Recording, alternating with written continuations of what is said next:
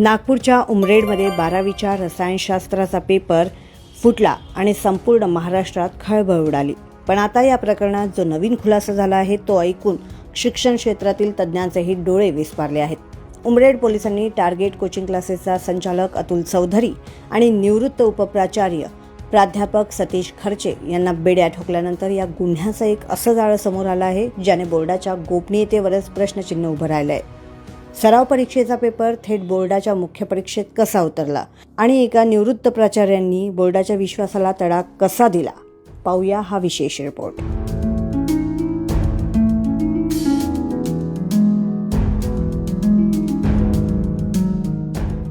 या प्रकरणाचा धागा जोडला गेला आहे टार्गेट अकॅडमी ऑफ सायन्स या कोचिंग क्लासशी।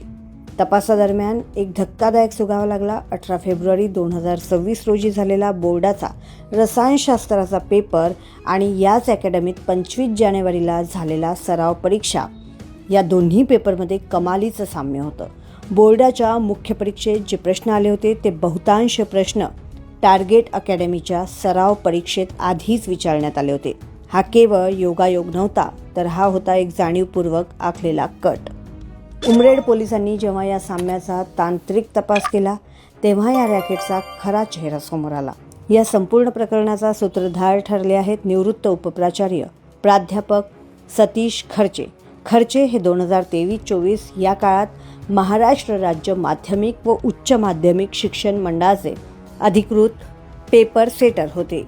पेपर सेटर म्हणून काम करताना त्यांच्याकडे बोर्डाच्या गोपनीय प्रश्नांचा संच होता। तपासात समोर आलेली प्राथमिक माहिती अशी की खर्चे यांनी त्या काळात तयार केलेला संच यावर्षी बोर्डाच्या परीक्षेत वापरला जाणार असल्याची माहिती त्यांना होती। याच संधीचा फायदा घेत त्यांनी तोच गोपनीय पेपर टार्गेट कोचिंग क्लासेसच्या संचालक अतुल चौधरी यांना पुरवला आणि तोच पेपर 25 जानेवारीला विद्यार्थ्यांना सराव परीक्षा म्हणून सोडवायला देण्यात आला। म्हणजेच बोर्डाच्या परीक्षेच्या 20 दिवस आधीच विद्यार्थ्यांना तो पेपर माहिती होता। बोर्डाच्या नियमानुसार पेपर सेटरने प्रश्नांची गोपनीयता राखणं बंधनकारक असतं।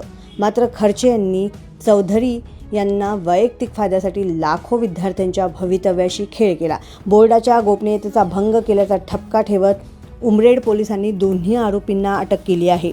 न्यायालयाने या दोघांनाही 10 मार्चपर्यंत पोलीस कोठडी सुनावली आहे। उमरेड पोलीस आता हे शोधत आहे की या रॅकेटमध्ये बोर्डातील आणखीन काही अधिकारी सामील आहेत का आणि हा पेपर इतर कोणत्या शहरातील क्लासेसला विकला गेला होता का। उमरेड पेपर फुटीने पुन्हा एकदा परीक्षा पद्धतीतील त्रुटी चव्हाट्यावर आणल्या आहेत। प्रामाणिकपणे अभ्यास करणाऱ्या विद्यार्थ्यांच्या कष्टावर या पेपर फुटीमुळे पाणी फेरलं गेलंय। आता पोलीस तपासात आणखीन कोणते मोठे मासे गळाला लागतात याकडे सर्वांचंच लक्ष लागलं आहे।